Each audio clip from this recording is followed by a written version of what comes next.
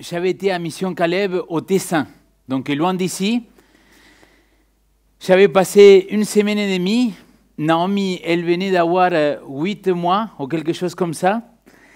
Et j'arrive à la maison, donc elle était toute petite, elle marchait à 4 pattes, et il s'est mis debout, je me rappelle où on était, et ma sœur et Karen, ils disent « Regarde ta fille ». Et donc, Naomi, elle se met debout, vous voyez comment sont les enfants quand ils vont apprendre à marcher. Il est là, il va vers l'avant, vers l'arrière, et là il fait 1 pas, 2 pas, 3 pas, et poum, il tombe par des fesses. Je suis venu la voir et je lui ai dit « Mais sale gamine, incompétente, comment c'est possible que tu n'arrives pas à marcher? Pourquoi tu as tombé là ?» Non, c'est pas vrai. C'est vrai que c'est pas vrai.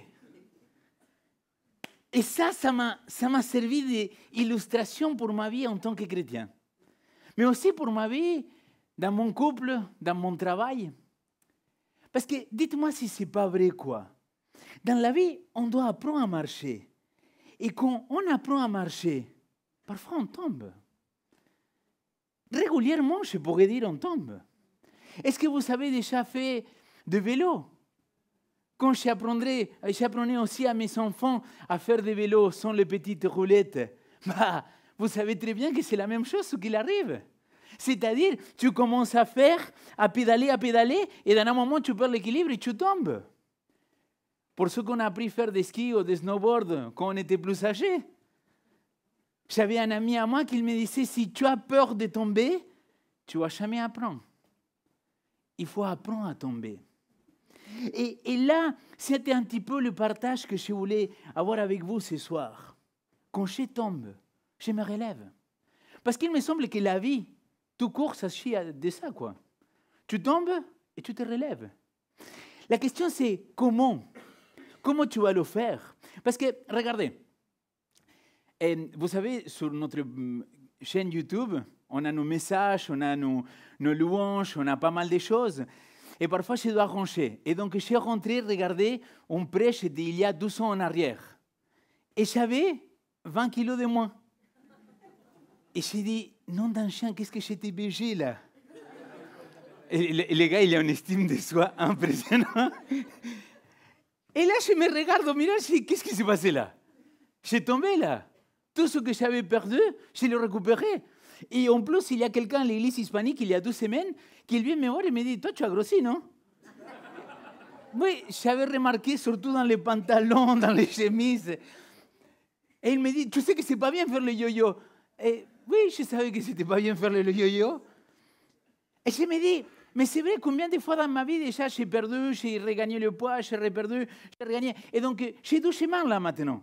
Dire, OK, plus jamais j'essaye de continuer à avoir une vie plus saine et de maigrir, plus jamais. Ou bien dire, non, OK, j'ai tombé, mais je me relève à nouveau. Oui ou non? Et là, c'était par rapport au poids. Mais je pourrais parler aussi par rapport à les enfants. Il y a des fois que tu t'engages, que tu promets des choses et tu dis, OK, je vais, pour ceux qui ont des parents, je dis, plus jamais je vais les crier à l'enfant, c'est pas bien de les crier, je comprends tout le mal qu'il pouvait faire. Et journée agitée, bouleversante, tu le regardes et tu lui dis, s'il te plaît, va là-bas. Papa, il te l'a dit une fois, papa te l'a dit, mais va là-bas. Et là, tu te dis, punaise quoi, encore j'ai tombé. Mais tout à l'heure, elle parlait des cultes qu'on a fait à Vivo, qu'on parle justement d'avoir ces temps avec Dieu. Et il y a 2 semaines en arrière, j'ai lancé le challenge de vivre quotidiennement, d'ouvrir ces 5-10 minutes. Ou comment on commence l'année biblique. Et tu te dis, oui Seigneur, je vais faire tout pour toi. Et tu t'engages, et tu donnes des promesses. Et qu'est-ce qui se passe? Une journée plus tard, tu oublies. Ou peut-être la semaine d'après, ou peut-être en nombre, tu t'arrêtes. Mais c'est une réalité. Et finalement, tu te dis, bon, j'ai tombé, ça y est, c'est fini. Mais encore, je me dis, tu es devant 2 choix. Tu es devant 2 choix. C'est-à-dire, tu pourrais choisir, d'une part, soit dire, OK, je n'essaye plus jamais parce que j'ai tombé. Ou bien tu dis, je me relève et j'avance. Il y a quelques années en arrière, qu'il y a une petite vidéo qui est devenue virale. Cette petite vidéo, ça s'appelle, c'est sûrement que vous l'avez vue, Ça s'appelle La Fugue et c'est le tremplin de Johann Bourgeois. Alors, cette vidéo-là, elle est extraordinaire. Je ne sais pas si vous la connaissez, mais cet danseur, cet artiste, il va tomber sur un tremplin et il va se relever à chaque fois, il va continuer à marcher. Et quand je suis parti voir un petit peu, donc c'est évidemment pas sur le christianisme, mais le motif principal dans cette œuvre d'art, c'est la marche. C'est que tu continues à marcher, il continue à marcher, il tombe, mais il se relève à nouveau. Et ça m'a beaucoup interpellé. D'ailleurs, dans le groupe de prière, tu l'avais partagé, si je ne me trompe pas, Mélanie. Pourquoi? Parce que c'est quelque chose qui doit nous interpeller à nous tous. Parce qu'on est tous dans ce cheminement-là. Et il y a beaucoup de gens qui vont dire, bah écoute, ma vie, parfois, il fait des hauts, il fait des bas, il fait des hauts, il fait des bas, il fait des hauts, il fait des bas. Et donc, ces gens-là, ils vont se culpabiliser parce qu'ils le vivent comme ça. Mais la question, c'est la suivante. Est-ce que je connais ce que le Seigneur il nous dit? Car à cette reprise, le juste tombe. Et qu'est-ce qu'il dit le texte? Et il se relève. Une traduction que c'est la Nouvelle Française courant, il dit « Une personne honnête peut tomber très souvent, mais elle se relève toujours. » J'adore cette traduction-là. Elle peut tomber souvent, mais elle se relève toujours. Et quelque part, je me suis dit, tiens, est-ce que ces tremplins-là, parfois, ce n'est pas notre soutien en tant que chrétien? C'est-à-dire, je tombe, mais il y a le Seigneur qui m'aide à me relever. Je pensais qu'elle a... Amen, alléluia, vas-y, gloire à Dieu, Seigneur. Mais j'ai compris que vous étiez trop dans la pensée encore. Mais ça m'amène à justement réfléchir et dire, OK, Seigneur, mais si je veux me relever, si je veux faire ce mouvement de tomber et me relever à nouveau, il faut que je sois conscient c'est quoi qu'il me fait tomber, non? Il y a des principes que je devrais mettre en place pour au moins être attentif à ça. Parce que, vous voyez, le grand problème en tant que chrétien parfois, c'est qu'on donne des promesses, on fait des promesses à Dieu, on ne les tient pas. Et comme on ne les tient pas, il y a quelqu'un qui vient te souffler des choses dans l'oreille. Et ce n'est pas sympa. Parce qu'il te dit, Léo, tu vois comment tu es un bon à rien? Tu vois comment finalement tu avais promis ça, mais tu n'as pas tenu parole? Et là, tu commences à culpabiliser, tu te dis, tu sais quoi? Laisse tomber, je préfère rester à terre, c'est pas grave. Mais ça ne vient pas de Dieu. Jésus-Christ, ce qu'il veut, c'est que tu continues ce cheminement avec lui. Oui, c'est vrai, parfois, je vais là et parfois je peux tomber. Mais c'est vous, continuez dans ce cheminement avec Dieu.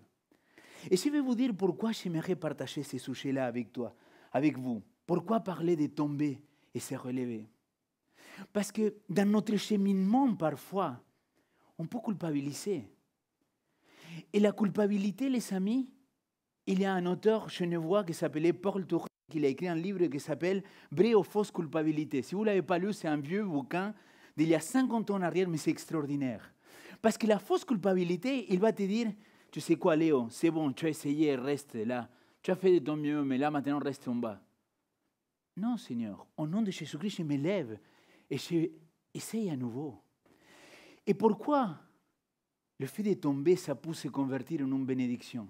Parce que quand je tombe, le Seigneur, il m'apprend à recommencer. Écoutez ça, il m'apprend à recommencer de manière plus intelligente. Vous voulez un exemple biblique? Pierre. Et les amis, l'apôtre Pierre, il a coulé. Après, il a parlé de trop. Après, il a régné le Christ. Après, tu te dis, bon, ça y est, il a réglé sa vie. Jésus, il vient le rencontrer. Il lui redonne son ministère. Et tu dis, il a tout compris. Et quand tu lis le livre des Actes des Apôtres, tu te rends compte qu'à nouveau, il parle de trop et quand il y a tous les autres, il se cache derrière. C'est là où tu te rends compte qu'il y a un problème, les amis.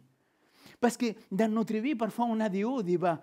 Mais tu ne dois jamais rester en bas. Le principe, c'est d'aller plus haut. Alors, permettez-moi de partager avec vous 4 aspects par rapport à tomber et se relever. Le premier aspect que j'aimerais partager avec vous, c'est accepter la responsabilité de sa propre chute. Je m'explique. L'être humain, il est surdoué pour mettre la faute sur l'autre. Oui ou non? Il arrive quelque chose Et tu dis quoi? Ah, mais c'est pas moi, Seigneur, c'est la femme que tu m'as donnée. Et la femme, il dit, ah, mais c'est pas moi, c'est le serpent que toi tu as créé. L'être humain, il est très facile à dire, c'est ta faute. Si j'ai tombé, c'est pas ma faute à moi, c'est ta faute à toi. J'étais motard pendant très longtemps. Pendant très longtemps, j'ai fait la moto en Argentine et ici en France. Et quand tu es motard, tu connais des aspects que les gens qui font de la voiture et qui n'ont jamais fait de la moto, ils ne comprennent pas. Et donc, du coup, il y a des fois que je suis en train de rouler, il y a un scooter, surtout à Genève, c'est impressionnant, et je parle à notre scooter ici présent, j'espère que tu ne le fais pas, et qu'il te double par la droite. Mais tu avais au même moment une autre moto qui était en train de te doubler par gauche. Et donc là, tu cognes la moto, ou le scooter, il tombe, c'est lui qui était à ta droite. Mais tu as la faute, comment tu ne m'as pas vu? Et là, tu te dis, mais attends, mais mec, si tu as tombé, ce n'est pas à cause de moi. Tu n'as pas passé à droite.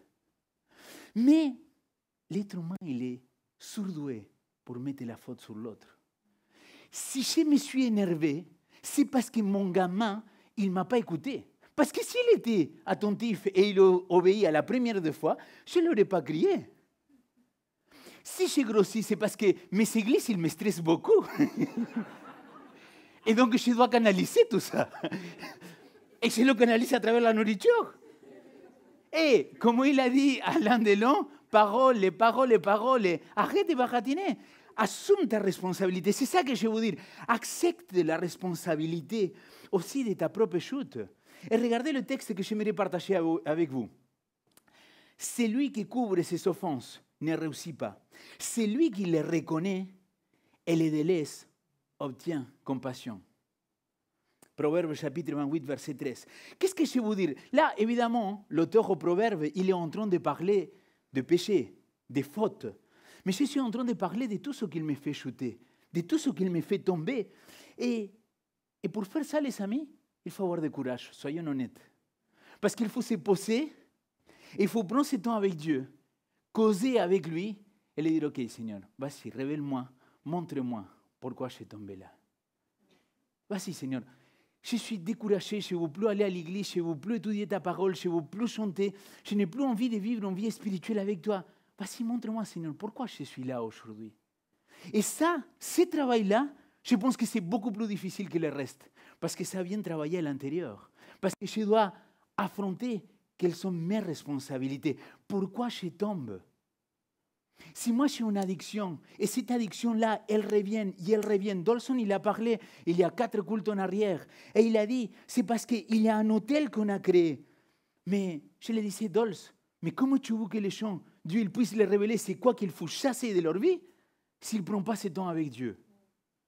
Il faut prendre ce temps avec Dieu pour que Dieu il puisse te montrer. Et Léo, là peut-être mon ami, c'est toi le problème.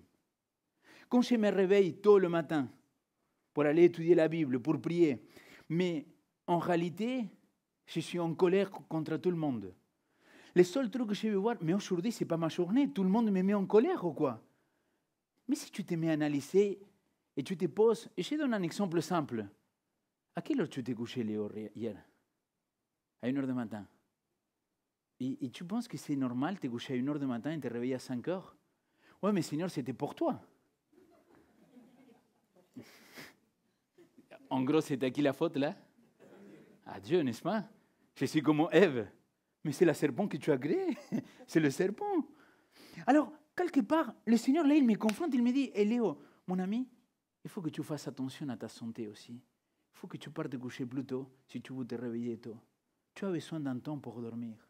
Vous voyez que je suis en train de parler des choses banales, des choses stupides. Mais il y a des choses qu'il faut mettre en place pour cela. Permettez-moi passer au deuxième aspect.